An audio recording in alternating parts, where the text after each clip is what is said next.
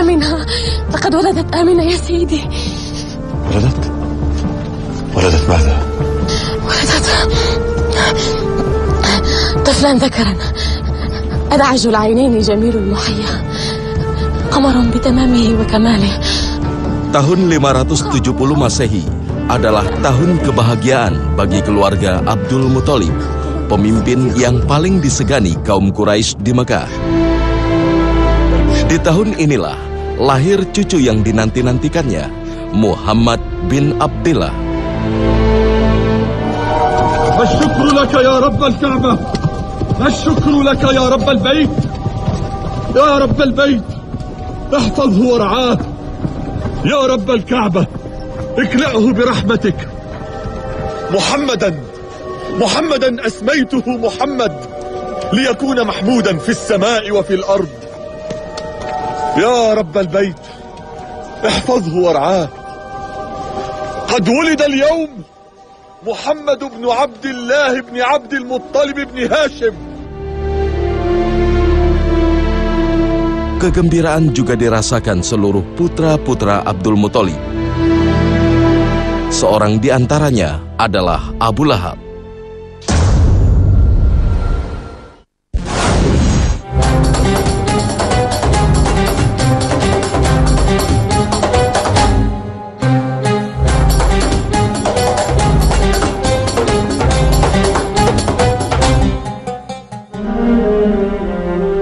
Inilah satu-satunya paman Muhammad Sallallahu Alaihi Wasallam yang paling keras menentang dan menghalangi dakwah Islam. أغفر لك يا عباس، على هذا دعوتني. أما تنتهي يا أبا لهب؟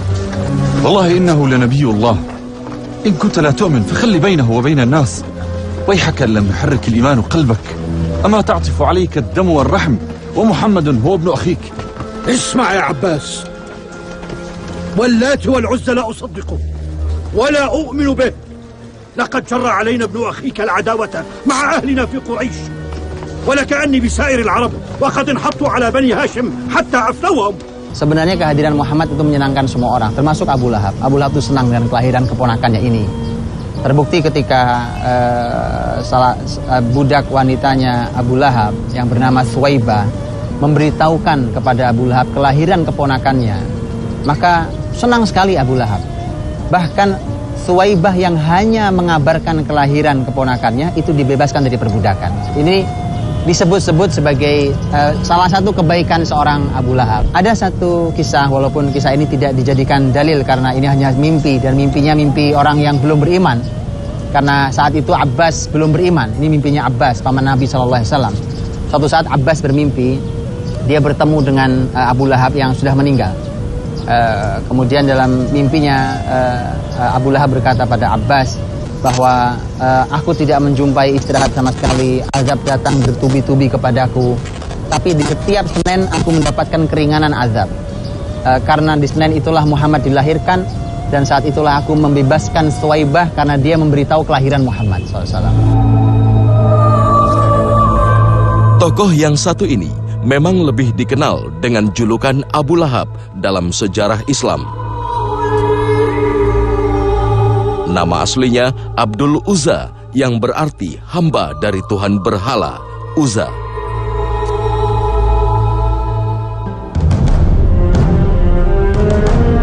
Panggilan Abu Lahab diberikan ayahnya sendiri, Abdul Muthalib, karena ia memiliki wajah yang berseri seperti api yang berkobar. Namanya sebenarnya Abdul Uzza.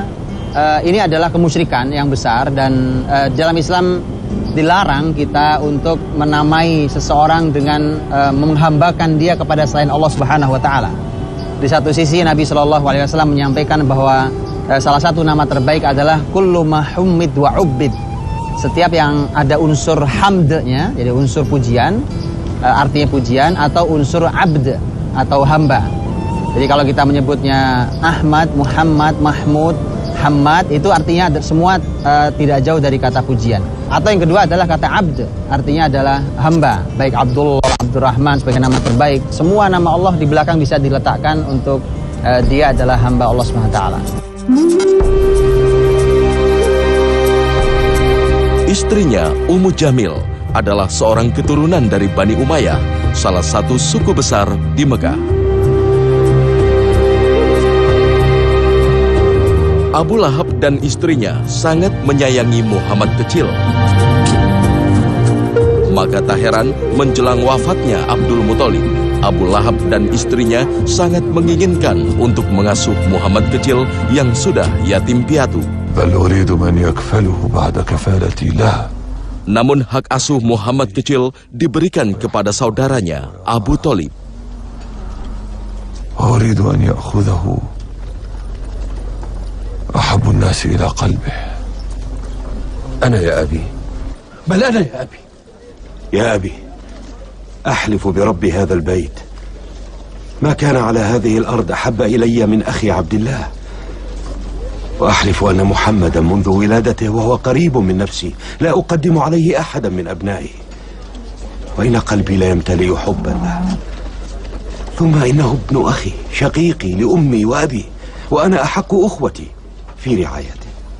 هو بكفالتك يا أبا طالب، وهو اليتيم ممتلئ حساسية وألما وحزنا، ولكنه يتجلد تجلد الرجال، وها نحن ذا جميعا في ظل الكعبة تكفله وترعاه. سأكفله يا أبي وأرعاه وأحفظه كأغلى بني، سأقوم دونه وأحميه، ولن يصل إليه شر ما دمت حيا. فلتقر عينك يا أبي، فلتقر عينك. ولكن أبا طالب أرقنا حال وأقلنا مالا وأكثرنا عيالا، وأنت تعلم يا أبي كم أحب محمد. Maka tumbuhlah Muhammad kecil dalam asuhan keluarga Abu Thalib.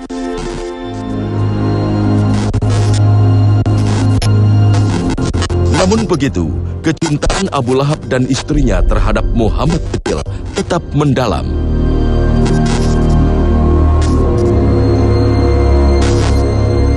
Namun kecintaan ini berubah menjadi kebencian saat Muhammad Sallallahu Alaihi Wasallam diangkat menjadi nabi dan diperintahkan Allah untuk menyampaikan risalahnya kepada seluruh anggota keluarga besarnya.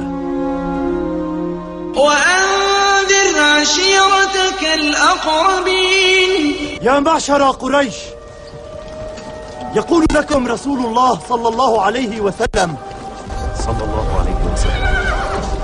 يا بني عبد المطلب، يا بني كعب ويا بني فهد، أرأيتم لو أخبرتكم بأن خيلا بسفح هذا الجبل تريد أن تغير عليكم، صدقتموني؟ نعم، فأنت الصادق. يقول لكم رسول الله إني نذير لكم بين يدي عذاب شديد.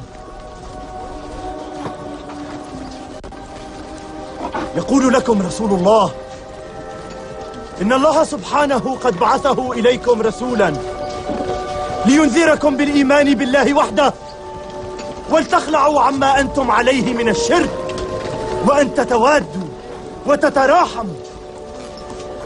لقد جاءكم رسول الله بالإسلام وبشهادة أن لا إله إلا الله وأن محمدا رسول الله. Sikap Abu Lahab dan istrinya yang begitu keras terhadap Rasulullah inilah yang membuat Allah Subhanahu wa Ta'ala menurunkan wahyunya dalam surat Al-Lahab.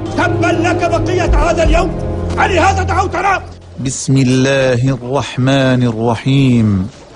Tabbat yada abi lahab wa tab, ma aghna anhu maluhu wa ma kasab, سيصلى نارا ذات لهب وامرأته حمالة الحطب في جيدها حبل من مسد.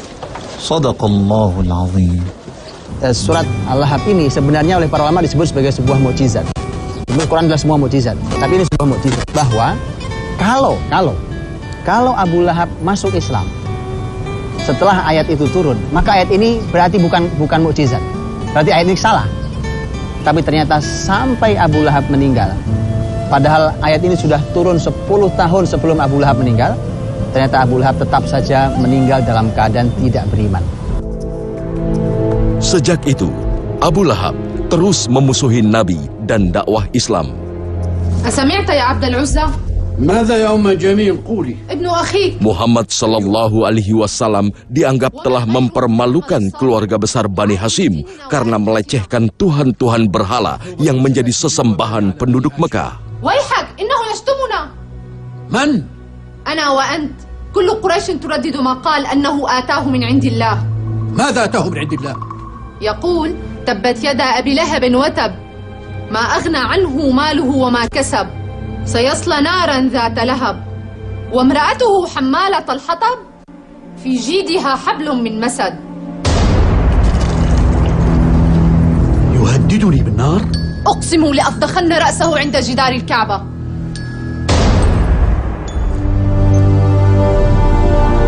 Kemanapun Rasulullah berdakwah, Abu Lahab selalu menguntit di belakangnya agar penduduk Mekah tak terpengaruh dengan dakwah Islam.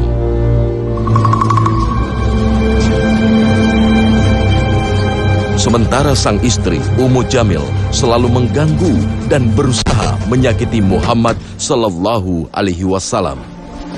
ما هذا يا أم جميل؟ أين محمد؟ ما هذا يا معشر قريش؟ تلقون الشوك في بيت رسول الله؟ ويحكم أي جوار هذا يا آل عبد مناف؟ أي جوار؟ أين محمد؟ أين هذا المدعي؟ واللاتي لأفضخن رأسه بهذه الحجارة جزاء له بما هجاني. بل ويحك يا أم جميل يا امرأة عمي، ما أبعدكما أنت وزوجك عن الله. أتيت تريدين إيذاء رسول الله صلى الله عليه وسلم وهو أمامك، والله سبحانه أخذ ببصرك فلم تريه. ماذا يا جعفر يا ابن أخي؟ ها؟ واللاتي إن ابن عمك سيجر إلينا الويلات، لقد ترك ديننا وعاب آلهتنا وألب علينا بطون قريش، ثم يزعم أن إلهه أنزل شتيمتنا في كتاب من عنده. ويحكم. بل ويحك يا عماه، ما أقسى قلبك وما أقل حظك من الهدى. خرج رسول الله صلى الله عليه وسلم لينذركم،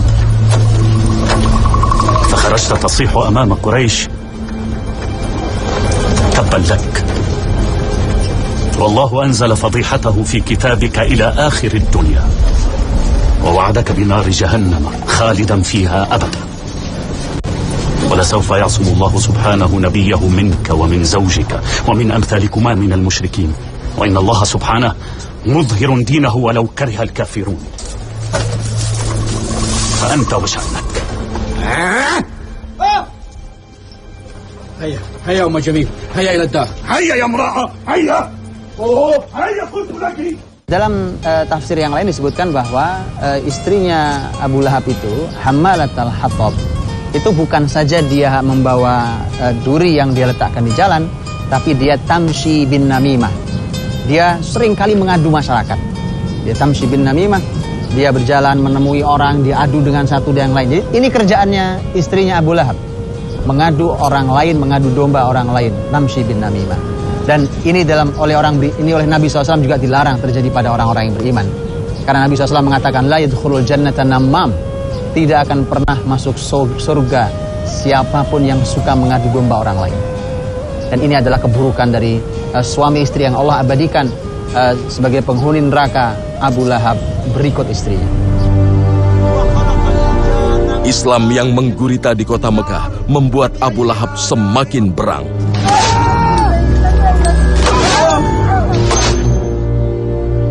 Seluruh upaya dan biaya dikerahkan untuk menghalangi dakwah Nabi. Dua putranya yang menikah dengan dua putri Nabi diperintahkan untuk menceraikan istrinya. اسمعا ما أقول وعقلا أنتما ولداي ثم إن محمدا يزعم أنه نزل عليه من السماء ما يعيبني أنا وأمكما وأهل مكة يعيروننا به واللات والعزى إن لم تطلقا ابنتي محمد لا كنتما ولداي ولا كنت والدكما. هيا انصرفا.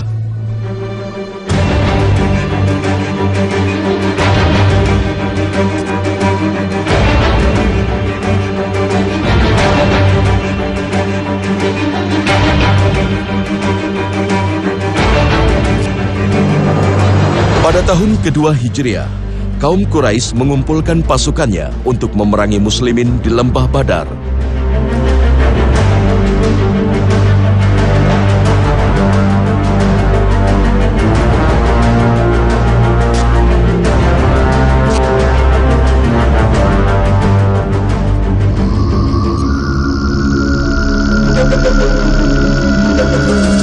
Sebagai orang yang paling memusuhi Nabi, Abu Lahab yang sedianya begitu ingin menghancurkan keponakannya itu tak bisa berbuat apa-apa lantaran menderita sakit. Ya Asi ya ibn Hisham, innani rajulun mut'abun wa marid wa la aqwa 'ala al-khuruj wa qad ra'aytu qawmaka bayna kharijin wa mutajahhizin lil-khuruj wa li 'alaykum dayn ب4,000 درهم فإن خرجت عني مستأجرا بها يكون خروجك عني سداد هذا الدين. لقد قبلت. بارك الله فيك يا ابن هشام. هانيبال تقدموا.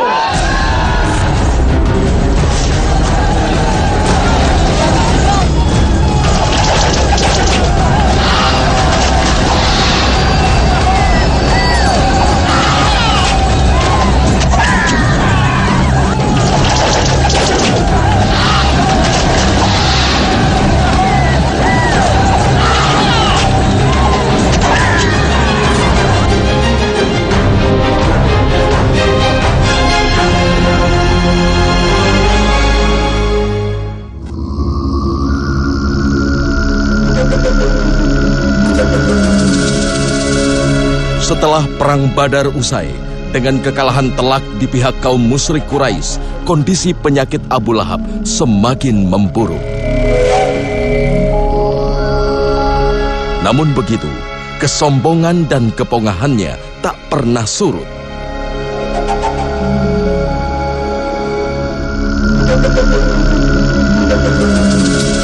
Masih saja ia menunjukkan kebenciannya terhadap siapa saja yang mengikuti ajaran yang diserukan keponakannya sendiri.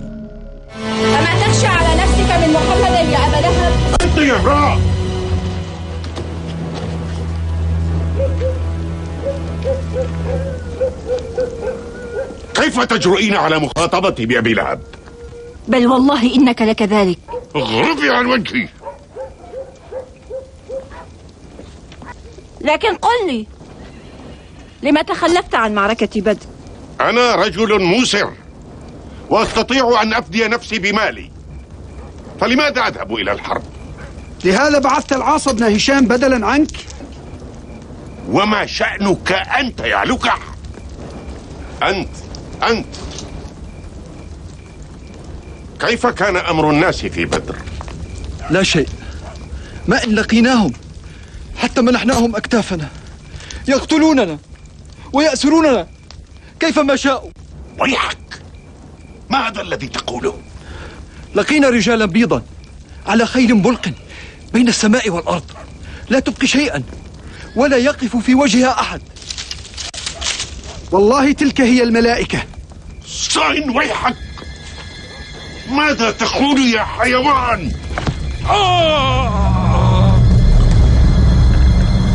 قتلتني يا امرأة. قتلني الله إن لم أقتلك. أتستضعفه أن غاب عنه سيده؟ اذهب قبح الله وجهك.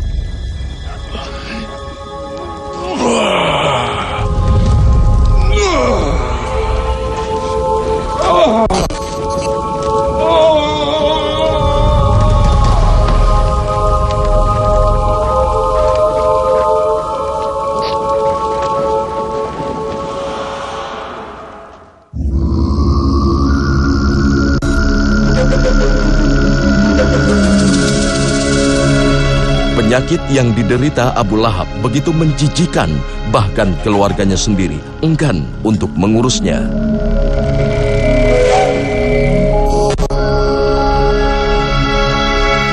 Sejarah tidak pernah menyebutkan jenis penyakit yang diderita Abu Lahab. Namun sejarah mencatat penyakit inilah yang mengakhiri kehidupan Abu Lahab. Sebuah penderitaan yang menyakitkan di akhir hayatnya. Begitu dia mati, setelah itu dibiarkan oleh anak-anaknya. Anak-anaknya tidak mau. Mereka tidak mau anak-anaknya mengurus sang ayah itu. Sampai kemudian begitu sudah 3 hari pasca kematiannya, sudah mulai tercium aroma busuk saat itu. Setelah hari ketiga kematiannya Abu Lahab, kemudian orang-orang mengatakan kepada anak-anaknya, mengapa tidak kalian urusi ayah kalian? Ternyata mereka tidak mau. Karena ini adalah penyakit yang tidak disukai, penyakit yang menjijikkan, dan ini adalah merupakan kematian hina dari seorang pemimpin besar Abu Lahab. Akhirnya masyarakatnya saat itu ada yang menyebutkan bahwa Abu Lahab itu dimakamkannya itu dengan cara juga sangat hina. Orang tidak mau menyentuh. Dia mengatakan dia hanya didorong dengan menggunakan kayu gitu. Kemudian dia dibawa dan kemudian dilemparkan ke dalam lubang dan kemudian ditindih dengan dilempari batu. Kematian yang sangat hina. Dari orang besar yang tadinya membanggakan dirinya, posisinya, hartanya, pengikutnya, anak-anak yang membanggakan, ternyata ini hanya kebahagiaan dunia yang tidak pernah ada artinya tanpa iman. Maka itu bukan kebahagiaan yang sesungguhnya. Itu bukan kebanggaan yang sesungguhnya.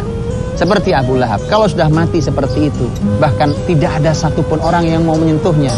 Maka mari kita belajar bahwa sesungguhnya akhir nilai kita adalah saat kita mati dalam keadaan seperti apa. Maka meninggallah dalam keadaan yang mulia. Ini adalah merupakan kehidupan orang-orang yang beriman.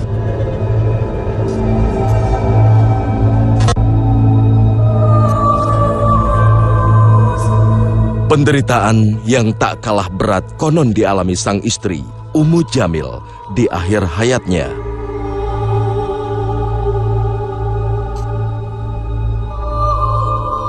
Inilah akhir dari sebuah kejahatan, kekafiran, dan tindakan memusuhi Allah dan Rasul-Nya, serta agama yang diembannya.